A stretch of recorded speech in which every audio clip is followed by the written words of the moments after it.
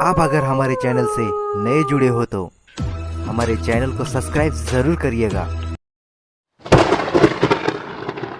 नमस्कार दोस्तों, मेरा नाम विजय है। अभी जो छोटा सा भूतिया किस्सा मैं बताने जा रहा हूँ वो मेरी आंखों देखी एक सच्ची घटना है। यह घटना मेरे बचपन की है, जब मैं अपने परिवार के साथ आंबेवाड़ी गांव में रहता था। बारिश का मौसम चल रहा था। मुझे मसाला खेकड़ा खाने की तलब हुई, पर नदी पर खेकड़े पकड़ने के लिए दिन भर बारिश हो रही थी। और जब रात को बारिश रुक गई तब पिताजी और ताऊजी ने उसी वक्त नदी किनारे जाकर खेकड़े पकड़ने का निर्णय लिया।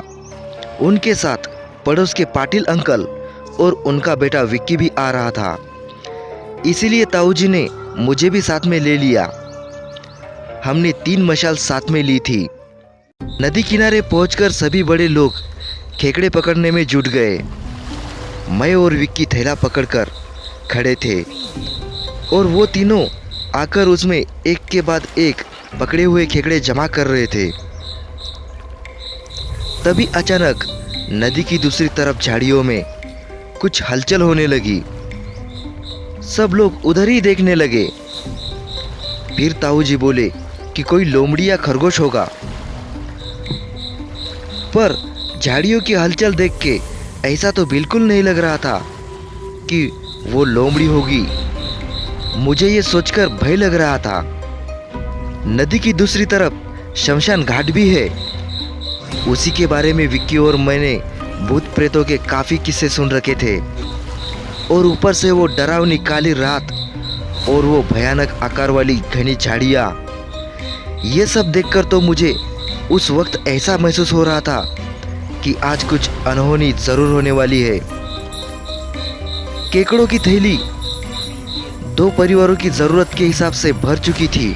फिर सब लोग एक पेड़ के नीचे बैठकर केकड़ों का बंटवारा करने लगे। सभी बंटवारे में व्यस्त थे, पर मेरा ध्यान अभी भी उन हिल रही झाड़ियों पर ही था। तभी मशाल की उस धीमी धीमी रोशनी में मैंने देखा कि एक काला साया झाड़ियों से निकलकर नदी में कूदा, और अचानक हुए उस पानी की आवाज से सब डर गए।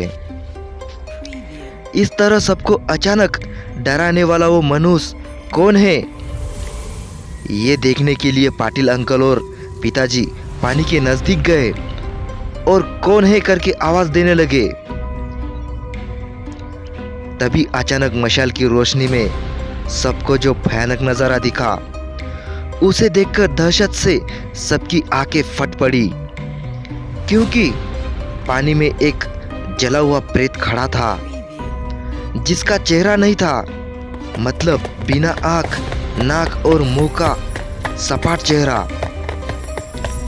उसके खौफ से भागते हुए उन दोनों की मशालें वही कीचड़ में गिर गई। फिर हम 5 लोग एक ही मशाल लेकर गांव की तरफ भागने लगे, और जब भागते भागते आधे रास्ते तक पहुंचे तब ताऊजी को वो केकड़ों की थैली कुछ ज़्यादा ही वजनदार महसूस हुई। पाटिल अंकल को भी वैसा ही महसूस हुआ।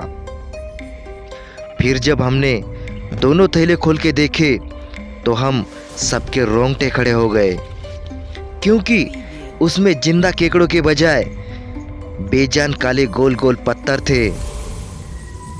हमने दोनों थैले वही फेंक दिए और घबराहट के मारे भूत भूत चिल्लाते हुए जो सरसपट दौड़ लगाई। फिर हम गांव के मंदिर में ही जाकर रुके थे। यदि आप इस चैनल से नए जुड़े हो तो हमारे चैनल को सब्सक्राइब कीजिए, क्योंकि आप हर रोज डरावनी कहानियों का मजा ले सके।